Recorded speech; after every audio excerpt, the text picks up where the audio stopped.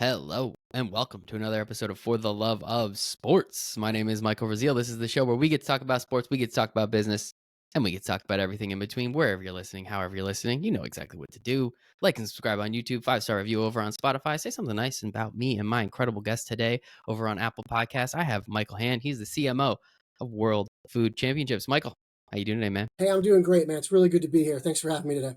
Pleasure is all mine. I guess from one Michael to another, do you go by Mike or Michael? It's funny. I've never had a preference. I tend to introduce myself as Michael, but if you tell my college buddies, they're like, "Who's this Michael guy? I don't know who the hell he is." So it kind of, I guess, comes with the territory. So That's perfect. you call me whatever you want, and I I will have the respond. exact same answer. I could not care less. All my friends call me Mike, and whatever for whatever reason in business settings, I go by Michael. Just what it is. Doesn't matter. So I, I love it. Look at us. I, don't- I hear Look you. at And the us. Michael thing made my mom happy, but the Mike thing is what I call myself, right? So it doesn't really matter either way. I could not. I legitimately couldn't care less. Don't call me late for dinner. Anyway, Michael, excited to have you here. We're talking about food, right? So that makes this a lot more Yeah. fun. I'm going to tell you my secret chicken wing recipe. I hope you guys can run with that at some point. But really, first question I have for everybody here on the For the Love of Sports podcast is, why do you love sports so much? Oh, I knew this was coming, and it's still not an easy answer, man. Mm-hmm. I think there's so many ways to go with that response. I just think the sports element has kind of been in my DNA since I was a kid. I was an athlete when I was a kid, and I think it just always stuck with me. And I think the element of sports that I just love is there's the social connection aspect of it, right? There's the element of bonding with people and drawing people together, whether that be through fandom or whether that be through competition. But even, just as a former athlete, there's something about it around the sense of teamwork and camaraderie and kind of the common goal that you're kind of working towards. To me, it's just always been a motivator now. And I've got 3 kids now. I've been pretty fortunate. They've all been pretty involved in sports throughout their lives as well. And it's kept me close to the game as a fan, but also through the crazy, ridiculous eyes of a parent, which isn't always healthy either. But I don't know. I think it's something just that comes with the passion of having something to kind of root for, a common commitment, a common cause that you really kind of rally around and connect around together. It's a unifying entity, and there's nothing else quite like it out there. Food is close. We'll talk more about that. But I do think there's really nothing quite like fandom that comes with sports. Food and sports go really well together too, right? I mean, Right? barbecue and Absolutely. football, pizza and beer, right? Come on, like there's nothing like that with the football game on. Like, I could not ask for anything more. So I'm grateful you made it here to the world of competition food. I think that is pretty cool though. But we were talking a little bit beforehand, Yeah. kind of about your career and kind of how you've spent some time in sports, you spent some time out of sports, you spent some time in startups, completely out of sports. What do you draw upon from your career that allows you, in only 6 months at this job with the World Food Championships, to allow you to put together and start helping this organization move forward from a marketing standpoint to really get on the map? Because like we've always knew competition eating was a thing, right? We've always watched Sure. 4th of July hot dog competitions. We all love it. Yeah. It's one of the most American things we all can do, is watch that, and now we get to bet on it too, which is sweet. So like what can you draw from your career that allows you to help an organization like this, that you believe you can help push an organization like this forward? Yeah, my God, again, it's a great question. There's a lot to unpack in kind of what you just said. First, I'll get into the elements of our company and what we're doing now, and Hmm. battling the Joey Chestnut stigmas and thing in a moment. But from a personal perspective, I think what it comes down to is, and I've been fortunate. I've worked with a lot of really smart, great people throughout my career, throughout my life that I've learned a lot from and taken a lot from. But we were talking a bit before the show, is that I look at my career sort of the way you describe it. It's sort of in 3 eras, right? I was Taylor Swift before it was cool, but there's 3 eras I kind of broke my career down into. And the first one was I was a corporate guy. When I came out of college, I was an athlete in college, and I was, the competitive nature stayed with me, and I was always looking for something, and I wanted to stay close to sports. And I was fortunate that I had some corporate jobs that allowed me to stay close to it. So when I worked at BMW, first job out of college in their corporate offices, I got to work on the torch relay around the Olympics in Atlanta, right? So I got to find these elements of sport that stayed with me. I worked for big companies like the Miller Brewing Company, the Hershey Company, Olympics, NASCAR, big deals, big teams. So I always got to stay close to it. My middle era of my career, I transitioned truly into sports. I went and worked at IMG, one of the largest sports agencies, on the planet at the time. And I did a lot of work there in the consulting group. I worked in their global college programming. But I got to see it from a different perspective. Right now, I was not the client as much as I was kind of the product, right? I was controlling what was trying to go on between the lines and in the arena. I took that with me to minor league baseball, where again, candidly, people go to games, they leave, they don't even know who won, right? Like that's part of the beauty of minor league baseball, right? So you're taking all those elements with you there. And then again, the third era was a bit more of this sort of entrepreneurial spirit piece, startup companies doing elements like that. So in 6 months here, I think what I draw from are elements of all of that, right? I think there's elements of, listen, we're not a new company. We've been around for, this is our 12th year in operation. We're kind of building, we're getting where we want to be, and there's a lot of nuances happening with new people involved. But there's a foundation. So it's a matter of being that storyteller who can dig in and help build the brand from where it started. That comes from my corporate world, right? A little bit of how to dig into that, get under the DNA, try to understand who the consumer is, and to use the buzzwords and data and dig it all up, right? But then there's sort of an element that I draw from in that sports context, because we ultimately are a competition and we're trying to draw from sponsorship and how to put signage up and connect with people and build brands and integrate brands in to make them part of the competition, the contest. So there's huge elements I draw from there. And then honestly, the entrepreneurial piece, some people, it's either in you or it's not. I think you got to be built a little bit different to kind of want to drive that way. But part of the unknown is the beauty of it. Part of the unknown, I think, is what keeps you motivated to chase what's next. And I think having some of those unique experiences throughout my career put me in a position here that even in just 6 months, you're surrounded by a lot of people who are really good at what they do already, but maybe you can be that little extra, gasoline on the fire to ignite it, make it a little bit bigger, a little stronger, help tell your story and expand it. So I think a lot of it just comes from your personal experiences. And then more comes, candidly, I think, from being surrounded by smart people who you trust and you believe in, and that you want to get into battle with and work together. And again, it leads back to why I love sports in a lot of ways, right? But I think it's kind of part of what I think ties it together for me, at least on a personal level. I think it's such an interesting concept. Honestly, had no idea that this was around for as many years as it Yeah, has been, right? And like there's a positive and a negative to that. Positive is you get to tell more people about the story, right? yeah, So like there's a lot of cool things that can come from it. Usually in I don't want to call this a niche sport. Like I don't like I guess that's like the easiest sure, analogy I can make. Like sometimes there's that poser aspect almost. There's like, hey, like you're not one of us. Like get out of here. Like how was there any of that when you got into this type of world, or was it really just like, no, we want you because you don't know how this works, and we need fresh eyes, we need forest through the trees kind of shit to like actually be able to yeah. take this to the next level? Michael, listen, I got to tell you, man, up front, there's always a little bit of both, candidly. I think anybody you'd be lying if you didn't say there was a little bit of kind of like, who the hell is this guy? Yeah, And what kind he of worked at bullshit is he BMW. spewing, What does right? he know Who about the eating hell is he? food? Guys works on cars, nothing about what I'm doing, right? So I listen, there's got to be a little bit of that. But again, I think it comes back to two things. Number one is not being something you're not, man. Like I try to stay pretty true to who I am from a DNA perspective, and I try to bring energy to the table. I try to learn before I kind of figure out what I'm going to make recommendations on next. In the beginning, man, I ask a lot of questions, and I think it annoyed the shit out of people. But I just wanted to understand. I mean, I seek to understand as much as I could. Now, what I will say though is, in the world of cooking, in the culinary world in general, and this is a good segue into what you mentioned earlier. We're not Joey Chestnut. We're not trying to dunk hot dogs in water and swallow it down. We're literally the largest cooking competition in the world, right? So when you think about it from the perspective of cooking, the chefs that are in our world want to tell their story. So they get excited when someone like me comes in with a different background. They embraced me.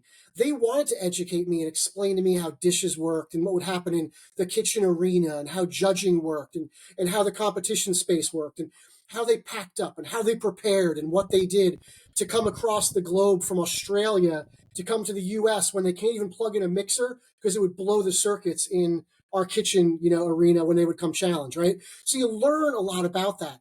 Now, listen, at the same time, there's definitely some dudes who are like, who's this guy? You know what I mean? Like, he doesn't know food. He's not one of us. But they are much, much, much more the minority on any front. And honestly, even those people, I think, are more just protective of what they've tried to build. And they're protective of their market and what they've done. And they don't want someone to come in and bastardize it or mock it or try to make it more playful than it's supposed to be. This is serious business to them. It's their life. So Anybody who you talk to who's even worked as a waiter or been in a kitchen or, been a bartender at a bar, restaurants have a different vibe, right? I mean, watch the TV show The Bear, but like people like genuinely connect differently. And as long as you kind of let your guard down and you immerse yourself in their environment, I think you earn their respect pretty quickly. And just let them understand that you're trying to elevate the game as much as they are. And I think that basically is what has allowed me pretty systematically and organically to segue in kind of from the start, which has been great. I love that, man. So I'm a huge fan of restaurants, not only because I love to eat food, right? But I literally grew up in restaurants. My mom was a waitress when I was growing up. So like 9, 10, 11, 12. Then I started working in a restaurant when I turned 14. I worked in a restaurant from 14 to Yeah. 22. Like I legitimately grew up in restaurants. I learned who I was as a person. I learned how to talk to people. We always made the joke. It was the Michael Rasile show starring Michael Rasile when I worked, right? Like it was all about, the pomp, the circumstance, the tradition, and just how ridiculous you can make a breakfast diner restaurant, right? And I loved every second of it. It was always my favorite thing. Still one of my favorite things I've ever done. And I'd never trade those memories for the world. But at the same time, like there is absolutely that aspect of, chefs are chefs, right? And there's an aspect to chefs that are a lot of positives, a lot of negatives. I don't care who you're talking to, right? So I can understand that kind of making, putting up that guard, as you said. But as you then playfully said, like you can put down your guard, and it's a lot easier to connect with people like that.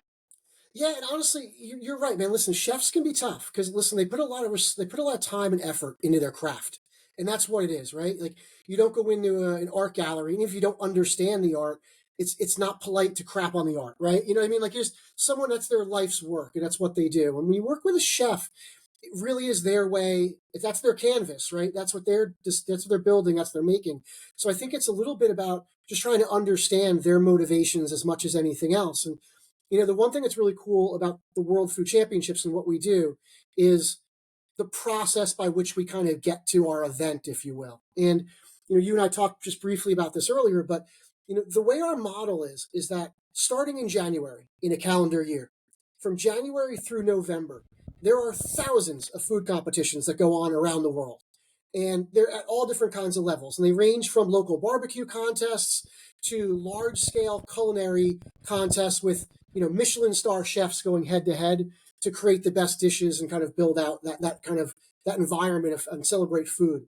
So what we do is we have these things called golden tickets, right? I'm basically Willy Wonka, and we bring these golden tickets to the table, and we take winners of these events from across the globe, and we bring them all to our event in November, where we take 12 categories, each with about 30 contestants, and they compete for the title of World Food Champion in their category. So in a given category, you might have somebody from Australia, somebody from your neighborhood down the street in New Jersey or New York, down to like, the West Coast guy, a little bit of everything. We represent about 40 countries come each year to compete. All 50 states are there. We've got, 300 teams plus competing across the categories. And all of them in their own right are experts in what they do, right? So they're there to really, again, try to, through food, express and show and try to advance to another round. And that's where the competition component kicks in. So there's a respect level where they respect each other, but they're there to make the best dish, to do something different, find a new way to present it, plate it a certain way, whatever it might be. But we judge all of our competitors on what we call the EAT methodology. So it's on execution, it's on basically look and appearance, and it's clearly on taste. So we have, judges panels that come in and judge the food. And there's, again, a passion that these folks bring. And this year, our contest is in November, and everyone will be coming out to Indianapolis, Indiana. And we're going to have these, again, 1,200 chefs, 300 teams, basically going through the culinary gauntlet, if you will, of trying to take each other on head to head. And basically, they're all there for the same reason. They represent themselves, they represent their families, they're representing their teams, in some cases, their cultures. But food speaks to people, and it's kind of a very universal language. And it's really kind of cool and kind of an honor to be a part of kind of what these guys do as they try to show their wares and express it. So it's been exciting. It's such a cool like comment. Like I'm so grateful that you got to come on this show and explain this, because I'm sure there are people out there. I had no idea that this existed, and I think Yeah. it is such a fun, like the thing about cooking and eating, right? And I heard this recently, so I'm kind of stealing this. everyone has cooked something and everyone has eaten, right? Yes. Like, so like that, I've never kicked a football through uprights before, right? I've never hit a home run. I've never dunked a basketball. I'll never do any of those things, but I cook every night and I eat every day, right? So it's like, Yeah. there is some sort of actual connection between me, the viewer, and the people that are doing the competition, because there is the smallest chance that I technically could do that, right? Yeah, and listen, Michael, I think that's the beauty of it, right? And I give a lot of credit to our founder, a guy named Mike McLeod. So Mike was working as in a marketing agency. He had his own marketing agency down in Tennessee, and he was doing all the work for the Kansas City Barbecue Society. So Mm, he was helping them run events, put their events on the map, build out sort of their business model. And as he was doing it, he was seeing these competitors coming from across the country to compete, and they're showing up on the weekend with their RVs and their trailers and everything in tow. And then they're on to the next market to compete again. And we're talking $2,000, $1,000, whatever it might be. But their passion for the food and what they could do was uncompromised. And he kind of thought about it and said, well, wow, if this is happening in barbecue, this must be happening in other places all over. So he kind of built this premise of the World Food Championships and started adding every day cooking categories. So he added burger, and he added at the time pasta and dessert and bacon, which if you like bacon, trust me, the bacon category is to die hmm. for. But he added these categories and it continued to expand over time and it ultimately led us to where we are now with these 12 categories. And what started as a very domestic event started to get more global. And again, I think there's a universal truth, like you just mentioned, through food that is very relatable. So you can be the common everyday person, walk in and watch somebody cook something and maybe take something away and learn and be appreciative. And even if not, still say, damn, that tasted good, right? I mean, we all kind of love those unique meals, and everyone kind of had your place you wanted to go on your birthday or whatever it might have been. But food is kind of it's a love language, man. Like it really is. It's a universal language. And as much as I was glued to football all day on Sunday and this weekend on college games on Saturday, I break for food, man. You take a couple breaks, man. That's part of the experience. And I think it adds to the experience. There's no good tailgate without great food, right? There's just elements of your life that I think really sync together. And that's probably the beauty of a lot what we do. And putting it more in a competition spectrum takes it from not just the appreciation for the quality, but also for that, holy crap, they did that in 45 minutes. Like the mentality of what they can do and how they can produce it. It's really, truly impressive that these guys are kitchen athletes, if you will, from a chef perspective of what they produce. And to your point, man, I've never dunked a basketball and I've run a really slow marathon, but I was never going to win the damn thing. You know what I No. mean? It's like, and I look at it back in the day, and I was fortunate to play sports through college, and I've got teammates, and we all gone off and done our own thing, but none of us were going to lace it up in the NFL, right? But the best memories I've ever had were in the locker room with those guys, and I'd argue if you polled a lot of our chefs, their best experience of their life is in the arena battling these guys head to head. There's a respect, there's an appreciation, and I just think there's a lot of similarities of where the world's vibe. And honestly, I think that's why I'm here and why I'm excited about it. I'm curious from like a competition standpoint, like what came first, the chicken or the egg, right? Like, did you get all these chefs and say, "Hey, we're gonna put you in an arena and hope people show up," or did you get all these people and say, "We got this really cool idea. You guys want to buy some tickets so we can get some people here?" Like, I'm kind of curious from that standpoint, and also if you don't mind drawing from your minor league Yeah, baseball experience, like minor league baseball rocks. You're totally right because you don't care who wins. You're there for the experience, right? So how much yeah, of it is experiential for the fans? How much of it is as competitive as it could possibly be for the chefs that are involved? Like what is, I guess, what is the vibe around that? Like, is it too serious? Is it not serious enough? Like how do people take this, especially from the outside perspective? And then what is yeah. it actually like when you get there? Yeah, so listen, right now I would argue that we're sort of in a transition as an organization as a whole. And what I would tell you is the foundation of our company, you asked the chicken and egg question is a really smart way to put it. It definitely started as a competition, not a fan or Hmm. consumer event, right? It was about getting chefs together to battle head to head, show their wares, the culinary showdown, who's the best at what they do. Attach some prize money to it, you get better chefs that come and show up, right? So it really started much more of that kind of vibe. There's definitely this sort of brotherhood, sisterhood among the chefs, though, that you see the same competitors come back. They like each other's company. So that relative nature of being head to head and battling for the prize, whether it be the trophy or the check, certainly is an underlying theme. But it started to become more. It became more about the camaraderie and the experience and what came with that. We're at an evolution point right now where, candidly, as we move to Indianapolis this year, we were in Dallas last year and a couple previous years for our championship event, and the event wasn't very consumer centric, Michael. It was very much a competition. And again, think about it. I can watch a cooking show on TV, and that's kind of interesting and cool. But I don't know. I can change the channel, right? And if I'm in an arena, I can certainly walk in. It's cool to smell it and see it. But if I can't really taste it because I'm an outsider watching it, I'm kind of just there, right? So it's a little bit of a different kind of experience. And over the years, they've added elements around consumer sampling and getting people involved, and it's evolved. But what we're trying to do for our event this year in Indianapolis is take it even to a new level.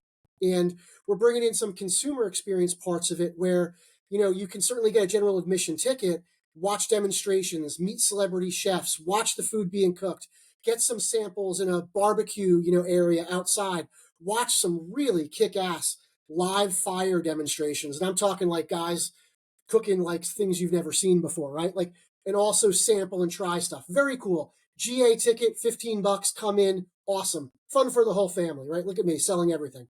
But in the same breath, there's a premium experience we want to build into that, where if you want to come in and have sort of a curated menu, 12 samples, one from 12 different stations, all different champions that are past champions, building the food.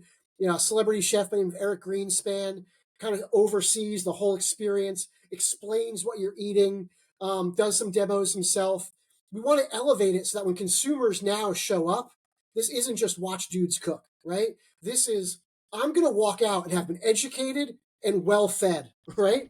And learn something maybe in the process, right? As we kind of go through it. So, even with the baseball side of things that I'll link over to in a second, it was always about, can we educate, but can we entertain at the same time, right?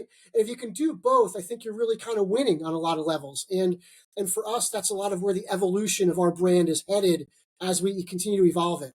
To your question on the baseball side, listen, I throw around the idea of people leave and don't know, the score of the game.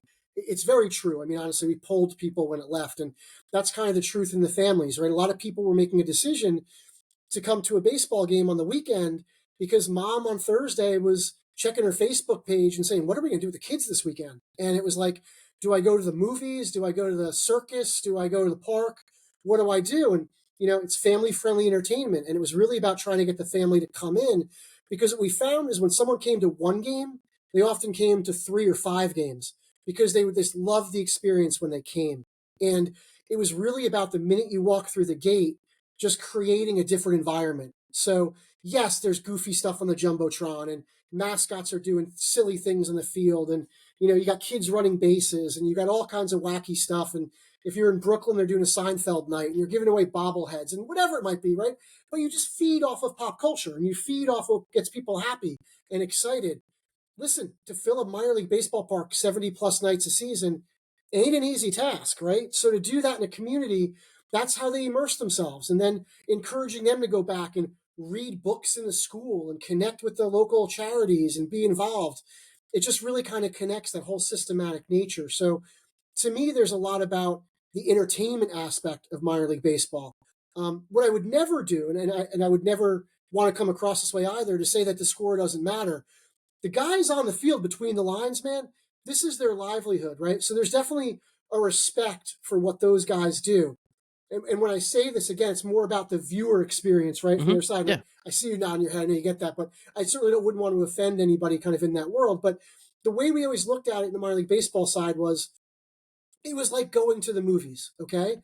When you walk in the movie theater, you're paying someone to buy a ticket. You're going to buy popcorn. You're going to get a drink. You hope there's a comfy seat. You hope the theater is clean. Minor League Baseball ran that. That was our experience. Now, when the film starts, if you hate the movie, call Universal Studios, right?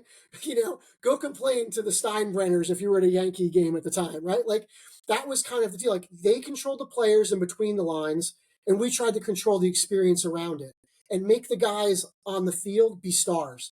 And that's why I give a lot of credit, honestly, to the guys right now, Jesse Cole and the Hmm. guys at the Savannah Bananas, man. Like, when they were kind of rolling out what they were doing, and I know they don't like to hear this, and Jesse would be mad if he probably ever heard this podcast, but they were the Harlem Globetrotters of sort of baseball, right? It was pure entertainment. But, he took it to a new level by saying, let's alter the rules a little bit. Let's not just play true baseball.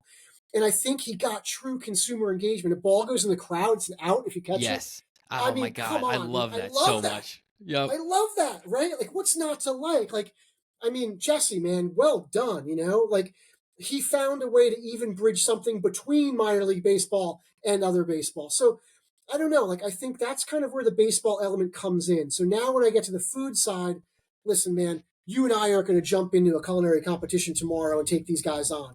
But you know what?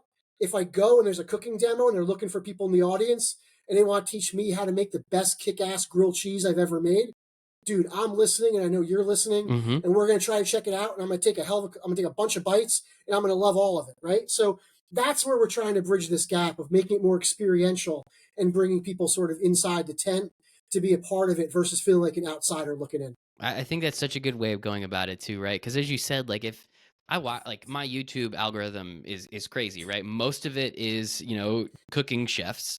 Some of it's like some weird, wacky conspiracy theory stuff, and then some other is some like smooth jazz that my 1-year-old and I listen to in the morning. Like it's like the algorithm's all out of whack, but most of it is cooking shows, and I love watching those YouTube chefs. They're the absolute best.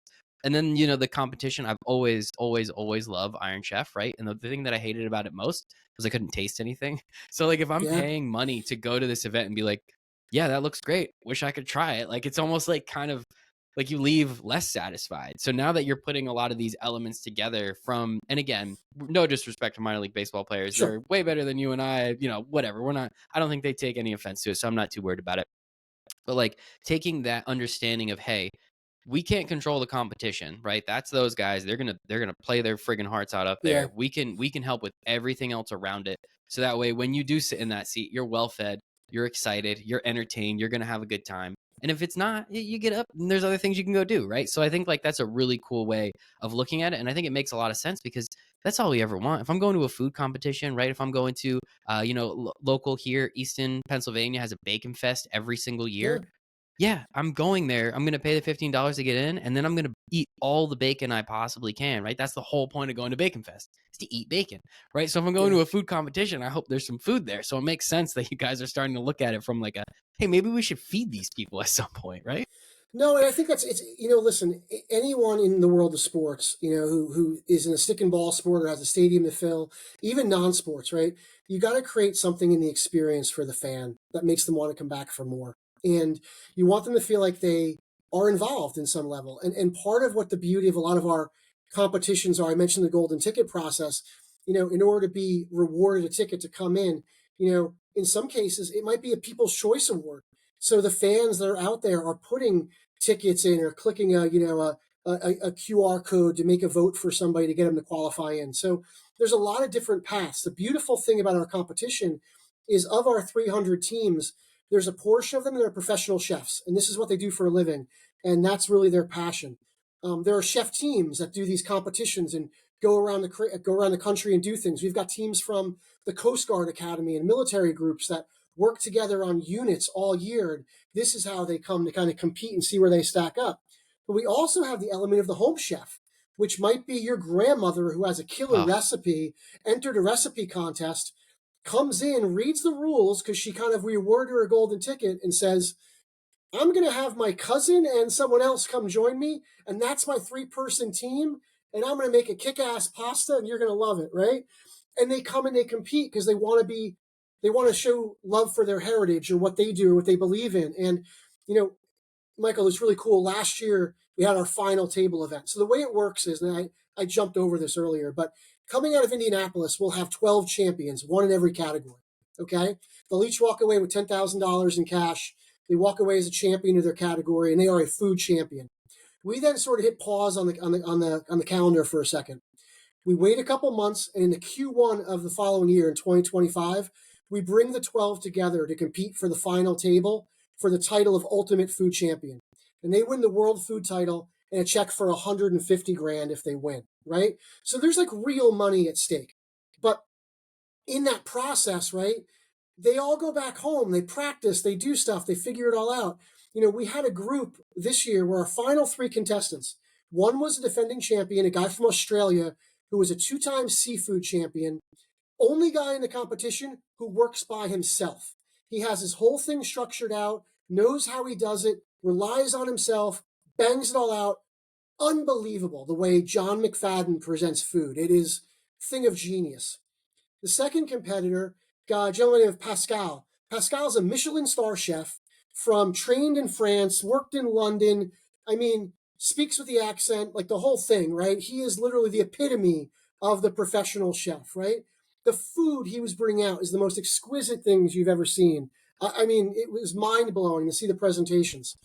The third competitor, woman named Bethany Bodeker. Bethany is a pastry chef from Galveston, Texas. Her two assistants were her husband and her son, who Love don't it. work in a kitchen. Of Okay, course. took the weekend off to drive out to the final event. Right from Texas to Arkansas, we held it near Walmart Sam's Club headquarters in Bentonville, Arkansas. They came out. Three of them advanced to the finals. Right, we went from 12 to 6 down to 3. Each of those cuts, Bethany kind of right at the cut line, but she advances. We get to the finals, the final dish. Pascal, it didn't sit with the judges well. They didn't love the taste of a certain element in his dish. She creates this beautiful dessert with she takes this sugar structure and creates like what looks like a glass bowl. It's the most beautiful thing you've ever seen. The judges are in complete awe. Bethany, with her husband or kid, wins home the world title. That's Like awesome. that's March Madness, right? Like Yeah, that's that's exactly what I was you gonna know say. what It's I a mean? 12 seed. Yep, that's exactly it. Yep. 100%, right? So that's the beauty of kind of where we are. So when we talk about our event, there's an element of like World Series of Poker where it's like head down, I'm focused. There's an element of, March Madness bracketology, survive in advance, right? There's an element of all of that. So we like it because it really brings that competitive nature into it from a food perspective. But again, when you watch these people get up and talk about the food, every element had a story. And it was, this is an ingredient from where I grew up. This was something I learned from my mom. This was a mentor taught me this when I first started. Everybody has an edge on technique and what they learned and how they did it. And it just plays into that whole idea of practice makes perfect and getting to that process. And they're true professionals in their craft. And I think that's where, again, For the Love of Sports podcast has a food guy on. Like there's so many synergies and where the world kind of comes together. Yeah, I love it, man. I think it's such a cool competition. Again, I'm grateful I found out about it. One thing that I think is really interesting, right? So you brought up Michelin star. We have the James Beard Award, right? Chefs. Yeah. There is a subsect. There is a subculture within the food world that is very very like upscale high. You're speaking about these other chefs as well, Pascal. I apologize, the gentleman who do the seafood. Like they Yeah. like there is that extra ultra layer or level. How do you guys try and like, are you trying to get into that level? Are you guys trying to be respected in that manner? Or like how, like, I apologize, I don't really know exactly how to ask this question, but like, how are you guys envisioning yourselves as the World Food Championship compared, I guess, to the James Beards of the world and Yeah. the Michelin stars of the world, and at least within the eyes of chefs and home cooks in that type of mindset? Yeah, Michael, listen, I think it's a really delicate balance. I really do. I think at the end of the day, I think I'd be lying to you if I were to tell you that we didn't want their respect, right? I Yeah. Oh, think of we want course. people to appreciate what we do. Again, we're not, Joey Chestnut, and we're also not, just some The little French podunk Laundry. local market. Yeah, but we're not, right? Yeah. We're not at that Yeah. level either. So, and we have guys who've trained there, right? So you're like, oh my God, this is crazy. But, like there's an element of, I think you always want to be respected within the industry by your peers, by the best in the world that do what they do, that, wow, you guys got a pretty cool angle with what you guys are presenting and how you're doing it, right? So I think there's an element of that. On the flip side, though, I'd also be lying if I told you that we really want to be, all things, everything with the James Beard, Michelin kind of world. I think that for many people is unapproachable. And I think the beauty of doing 12 sort of everyday categories is we want to bring in the mix of both, right? We really do. Because, it's because it is a beautiful thing when the underdog can take on somebody who's classically trained in that format. And honestly, if those competitors from the classically trained format walked in and won the competition every single time, we might need to rethink it. But they don't, because on any given day, when a dish is made or how it works, anybody's kind of got a shot. So, I would argue that in the big picture, as far as how we position ourselves, is we want to be respected in the culinary community, because I think what we want to do is represent food for what it is. And it is a unifier, and it is a great way to connect cultures. And I think it's a great way to really embrace sort of people from across the globe together. But in the same breath, I don't think we want to lose sight of the everydayness of what we do, the approachability of what we do, that people will want to be there and feel like, wow, they could take something away from it. And in a weird way, maybe one person there says, hey, that could be me, right? We have a juniors competition that we build in. We do a military competition with the branches going head to head. I alluded to that earlier. We do a bunch of like subset kind of contests. We do a last chance qualifier the night before our event for folks who want to come in and say, I didn't win a ticket, but I got one last chance, right? I'm going to drive to Indy or fly to Indy and compete. So for us, there's elements of that I don't think you get with, maybe a Michelin star chef who wants to come in and compete at that level. And let's be honest too, I think if you're a Michelin star chef or a James Beard Award winner, um, sometimes you don't really want to go against the common guy every day too, right? It puts you on Mm-hmm. notice a little bit, right? So I think there's a little bit of, LeBron showing up at the local Yeah, Rucker playground. Park. Yeah, he doesn't want to get Yeah, dunked on by some 20-year-old. Yeah, there's a fine line there, yeah. right? I mean, I think there's a fine line. So I think we try to walk it as best we can. We certainly say, come one, come all. We want to embrace people to be a part of it. We're certainly, like I said, as we open up the borders and bring more of our international competitors in particularly to kind of go across cultures, we really want to drive sort of that level of engagement. So I think we're a little bit of everything. It's a tough answer to No, give you, about no. I where we think stand, but I think it's just where it gets tricky. Yeah, I think I'm glad I asked the question because that's I just ask questions that I find interesting. So hopefully the people listening, they're enjoying the questions because that's just kind of how my brain works, right? Because I do I've worked in restaurants, as I said, I've worked with restaurants, I've done a lot of things in that world, and like that James Beard esque nature, the Michelin star nature, like that is like your local chef cares about that, right? The guy in the restaurant down the street knows and cares about that, whether he says it or not. And I think that's like one of the important parts. That's why I wanted to ask and kind of how you guys felt about it. So I'm kind of curious. A couple more minutes here. Really, again, appreciate your time, dude. With Yeah, of course. like as you said, you're kind of at an inflection point. You're at an elevation, an evolution point in the event. I guess with this one, this first time going about it in a different way, what would you consider a successful event this first time around? Without any ever, you first time being here, right? You've only been here 6 months, so this Sure. is your first time, Sure. but also this new version of the event. How would you consider this a success?